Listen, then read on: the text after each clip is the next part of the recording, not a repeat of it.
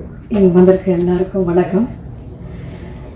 Big thank you Dhananjayan sir, director Manivarman, his மச்சி விக்னேஷ், என்னோட co-artist எல்லாருக்கும் வணக்கம். All the technicians, everybody.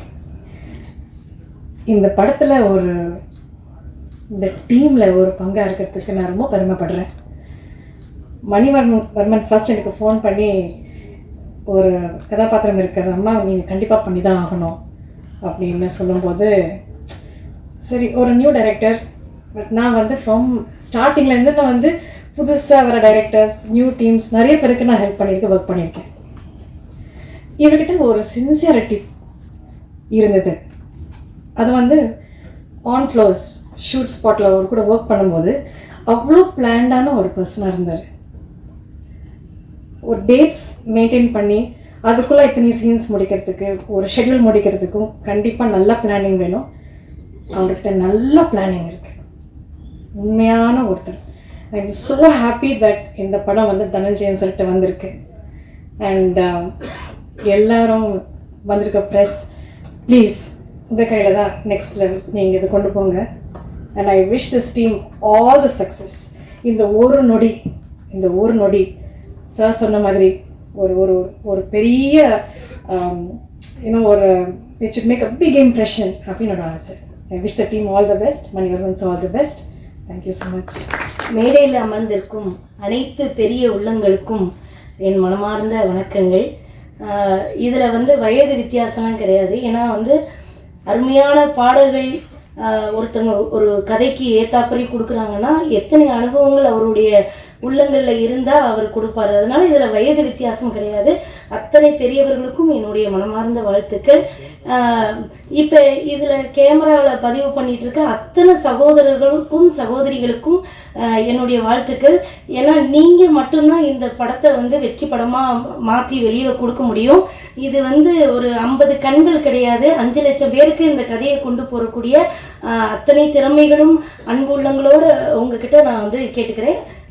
இந்த திரைப்படத்தில் மணித்தம்பி தான் என்னை கூட்டிகிட்டு வந்துச்சு. அப்போ நாங்கள் ஒரு படம் நடிச்சிட்டு இருந்தப்போ, அக்கா என் படத்தில் கண்டிப்பாக உங்களுக்கு ஒரு வாய்ப்பு இருக்குன்னு சொன்னப்போ ஒரு 2 நாள் தான் நடித்தேன். 2 நாள் இதை சொன்னப்போ கூட நான் நம்மளை உண்மையிலே அவர் படத்தில் கூட்டிகிட்டு இதில் நான் ஒரு முக்கியமான கதாபாத்திரம் நடிச்சிருக்கிறேன்.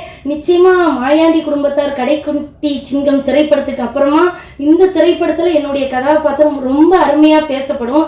அப்படி ஒரு பாசமான ஒரு அம்மாவாக என்னை நடிக்க வச்சுருக்காங்க. இதில் அதற்கு தம்பிக்கு ரொம்ப நன்றி.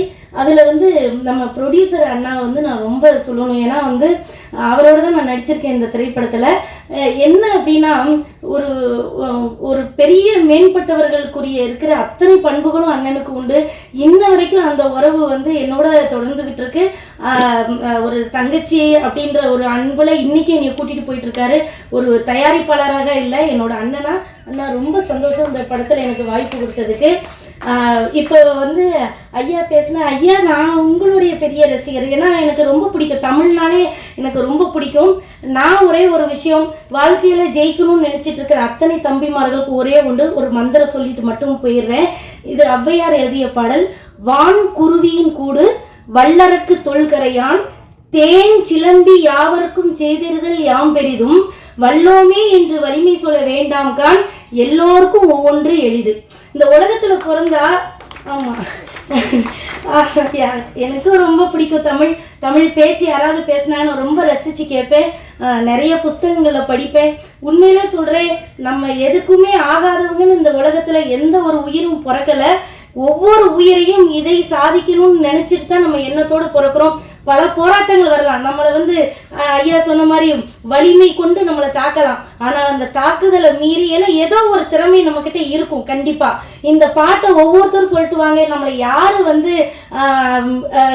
நம்மளை கீழே தள்ளி விட்டாலும், நம்ம தாழ்வு மனப்பான்மைக்குள்ள ரொம்ப சுழன்று கிடந்தாலும் இந்த பாடல் உங்களை உற்சாகத்தோட வெளியில் கொண்டு வரும். அக்கா சொல்லி கொடுத்த மந்திரத்தை எல்லாரும் இனிமேல் படிக்கிறீங்க.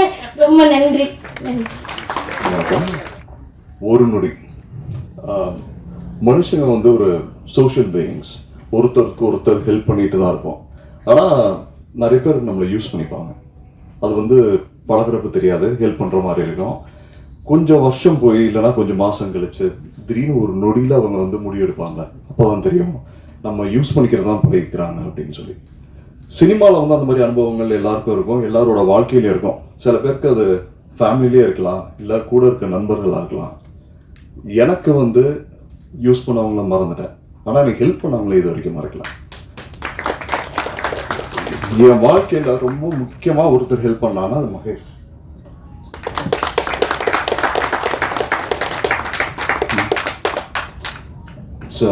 பியாண்ட் வேர்ட்ஸ் சொல்ல போனால் இந்த ஃபார் த பாஸ்ட் 10-12 இயர்ஸ் அவர் மட்டும் இல்லைன்னா ஒரு ப்ராப்ளம் என்னோட சானிட்டி வந்து ஐ வுட் லாஸ்ட் இட்.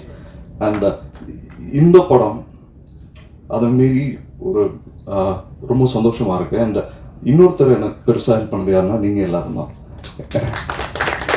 ஏன் சொல்கிறேன்னா உங்களுக்கே தெரியும், நிறைய படங்கள் நான் நடித்தது வந்து சுமாராக இருந்திருக்கும். அண்ட் நீங்கள் தனியாக என்னை கூப்பிட்டு ஏன்ப்பா நல்ல படம் பண்ணியிருக்கலாமேன்னு கேட்பீங்க.